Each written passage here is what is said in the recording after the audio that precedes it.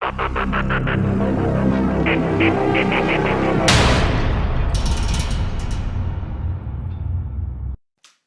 Everyone, welcome to developers life. I am Sena. இன்றைக்கி நம்ம என்ன பார்க்க போகிறோம்னா, Bharat highways infrastructure investment trust, அது சுருக்கமாக என்ன சொல்லுவாங்கன்னா ஐஎன்விஐடி அப்படின்னு சொல்லுவாங்க. அதாவது ஐஎன்விஐடினா இன்ஃப்ராஸ்ட்ரக்சர் இன்வெஸ்ட்மெண்ட் ட்ரஸ்ட் அப்படின்ற அர்த்தம். ஸோ மேபி நான் மாற்றி சொல்கிறேன், இன்றைக்கி இன்வெஸ்ட்மெண்ட் இன்ஃப்ராஸ்ட்ரக்சர் ட்ரஸ்ட்டா என்னன்னு தெரில, பட் இதுதான் அதோட சுருக்கம். Infrastructure investment trust, InvIT. So இந்த ஐபிஓ பற்றி பார்க்கலாம். இது அப்ளை பண்ணலாமா வேணாமா அப்படின்றத ஒன் பை ஒன்னாக பார்க்க போகிறோம். ஸோ இந்த வீடியோவில் கம்பெனியோட ப்ரொஃபைல் பார்க்க போகிறோம். அதுக்கடுத்து ஃபினான்ஷியல் ரிசல்ட்ஸ், அதுக்கடுத்து கிரே மார்க்கெட் ப்ரீமியத்தோட ஸ்டேட்டஸ், ஐபிஓ ரிஜிஸ்டர் யாருன்னு பார்க்க போகிறோம். எண்ட் ஆஃப் த வீடியோவில் என்னோட ரிவ்யூவை பற்றி நான் உங்களுக்கு சொல்ல போகிறேன். வாங்க ஒன் பை ஒன்னாக ஃபர்ஸ்ட்டாக பார்த்துடலாம்.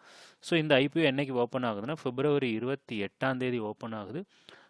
ஐபிஓ க்ளோஸ் டேட் என்னைக்கு பார்த்தீங்கன்னா March 1 and allotment date March 4. In case உங்கள் அப்ளிகேஷன் வந்து ரிஜெக்ட் ஆயிடுச்சுன்னா March 5 உங்கள் பேங்க் அக்கௌண்ட்டுக்கு மணி வந்து கிரெடிட் ஆயிரும்.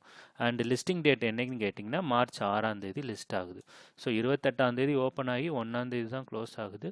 அண்ட் லிஸ்ட்டு பார்த்தீங்கன்னா March 6 தான் வந்து லிஸ்ட் ஆகுது. ஓகேங்களா. இதோட ப்ரைஸ் பேண்ட் பாருங்கள், 98 ரூபாலேருந்து 100 ரூபா கொடுத்துருக்காங்க பெர் ஷேர். ஸோ ஒரு லாட் அப்ளை பண்ணிங்கன்னா 150 ஷேர்ஸ் கிடைக்கும். ஸோ மினிமம் 15,000 நீங்கள் ஸ்பெண்ட் பண்ணுற மாதிரி வருது. அண்ட் இது பிஎஸ்சி அண்ட் என்எஸ்சியில் லிஸ்ட் ஆகுது. டோட்டலோட இஷ்யூ சைஸ் பாருங்கள், 2500 கோடிக்கு ஃபண்ட் ரைஸ் பண்ணுறாங்க. ஸோ இந்த இயரில் இந்த ஐபிஓ தான் ரொம்ப அதிகமாக ஃபண்ட் ரைஸ் பண்ணுறாங்க. ஸோ நீங்கள் அப்ளை பண்ணிங்கன்னா கண்டிப்பாக கிடைக்கிறதுக்கான சான்சஸ் நிறையா இருக்குது. 90% ஆஃப் சான்சஸ் நீங்கள் அப்ளை பண்ணால் உங்கள் அப்ளிகேஷன் அக்செப்ட் ஆகிறதுக்கான சான்சஸ் நிறையா இருக்குது. ஓகேங்களா. இவ்வளோ தான் மேட்டர். 98 to 100 தான் கொடுத்துருக்காங்க ப்ரைஸ் பேண்டு. 150 ஷேர் கிடக்கும். கிட்டத்தட்ட 15,000 நீங்கள் ஸ்பெண்ட் பண்ணுற மாதிரி வரும். அண்ட் இதோட கம்பெனியோட ப்ரொஃபைலை பற்றி நம்ம பார்க்கலாம். ஸோ இன்ஃப்ராஸ்ட்ரக்சர் இன்வெஸ்ட்மெண்ட் ட்ரஸ்ட் அப்படின்றதே உங்களுக்கு புரிஞ்சிருக்கும், அது நேம்லே இருக்குது. அப்போனா என்ன மீனிங்னா, ஸோ இது வந்து என்ன சொல்கிறது, வேரியஸ் இன்வெஸ்டர்ஸ் வந்து, ஸோ ஆத்தரைஸ்டு இன்வெஸ்டர்ஸ் வந்து இதில் வந்து இன்வெஸ்ட்மெண்ட் பண்ணுவாங்க. ஸோ அதில் வர்ற ரிட்டர்ன்ஸை இவங்க எடுத்துக்கிறாங்க. ஓகேங்களா. ஸோ இது என்னென்னா மெயினாக நீங்கள் பார்க்க வேண்டியது infrastructure investment trust under SEBI அப்படின்ற வேர்டை நீங்கள் கண்டிப்பாக கவனிக்கணும். செபி ரெகுலேஷன்ஸ் அப்படின்றத கவனிக்கணும், அதுதான் ரொம்ப முக்கியமானது.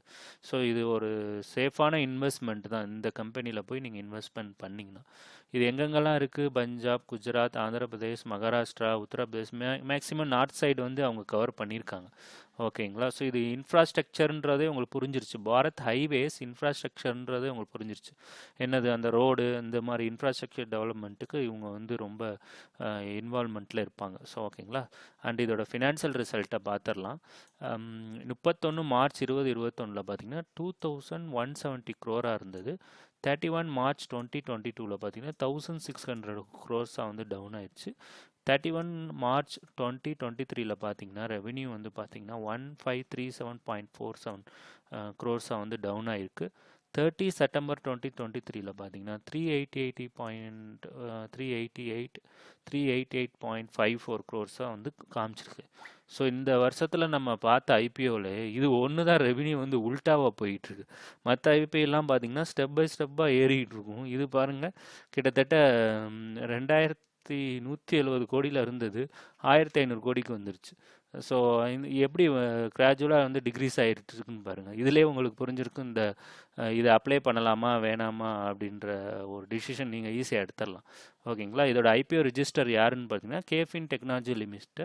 இந்த வெப்சைட்டில் தான் போய் நீங்கள் உங்கள் அப்ளிகேஷன் வந்து அக்செப்ட் ஆகிடுச்சா என்ன இல்லையா அப்படின்றத நீங்கள் தெரிஞ்சுக்கிற முடியும். KFinTech.com. ஓகேங்களா. அண்ட் இதோட இதை பார்த்துருவோம், கிரே மார்க்கெட் ப்ரீமியத்தோட பார்த்துருவோம். ஸோ இந்த ஒரு ஐபிஓ தான் கிட்டத்தட்ட என்ன சொல்கிறது 1 2 3 4 5 days எதுவுமே ட்ரேட் ஆகலை. இதுதான் எனக்கு வந்து ரொம்ப இதுவாக நெகட்டிவ் பாயிண்ட்ஸாக தோணுது. ஏன்னா 5 நாள் ஒன்றுமே ட்ரேட் ஆகாத ஒரு ஐபிஓனா இதுதான். அட்லீஸ்ட் நெகட்டிவாவது ட்ரேட் ஆகிருக்கும், அதுவும் ஆகலை. ஸோ இது ஒரு நெகட்டிவ் பாயிண்ட்டாக நான் கன்சிடர் பண்ணுறேன். ஓகேங்களா. Still we have a time, but என்ன சொல்கிறது நம்மளுக்கு தெரியாது எப்படி இது வந்து ஆகணும். ஸோ என்னோடய ரிவ்யூ கேட்டிங்கன்னா அப்ளை பண்ணலாமா வேணாம்னு கேட்டிங்கன்னா இந்த வருஷத்தோட ஃபஸ்ட்டு ஃபஸ்ட்டு ஐபிஓ நான் வந்து அவாய்ட் பண்ண போகிறேன். ஸோ நான் சொல்கிற ரீசன் எப்பயுமே உங்களுக்கு புரிஞ்சிருக்கும். கம்பெனியோட ப்ரொஃபைல் பார்ப்பேன். ஸோ அது ஓகே. ஃபினான்ஷியல் ரிசல்ட் பார்ப்பேன். அது வந்து எனக்கு வந்து கரெக்டான ரிசல்ட்டாக எனக்கு தெரியல. நான் அவுட்லைன் ஐ மீன் நான் ஓவராலாக இன்டெப்த்தாலாம் போய் பார்க்கல. அதோட பேலன்ஸ் ஷீட் எவ்வளவு அதெல்லாம் நான் செக் பண்ணல. ரெவன்யூ மட்டும் செக் பண்ணாலே போதும். அதுவே எனக்கு வந்து நெகட்டிவ் ஃபீலிங் கொடுத்துருச்சு. கிரே மார்க்கெட் ப்ரீமியம் அதுவும் எனக்கு வந்து நெகட்டிவ் ஃபீலிங் கொடுத்துருச்சு. ஸோ அவுட் ஆஃப் 3 பாயிண்ட்ஸில் பார்த்தீங்கன்னா 2 பாயிண்ட் வந்து நம்ம வந்து எப்பயுமே 3 பாயிண்ட்ஸ் தான் பார்ப்போம். மறுபடியும் சொல்கிறேன், நான் அதில் 2 பாயிண்ட் பார்த்தீங்கன்னா நம்மளுக்கு வந்து பாசிட்டிவ் கிடையாது, நெகட்டிவில் இருக்கிறனால நான் வந்து அவாய்ட் பண்ண போகிறேன். ஸோ அதே மாதிரி நீங்கள் வந்து இதை அப்ளை பண்ணலாமா வேணாமா அப்படின்றத டிசிஷன் எடுங்க. இந்த வருடத்தின் ஃபஸ்ட்டு ஐபிஓ நான் வந்து அவாய்ட் பண்ணுறேன். ஓகேங்களா?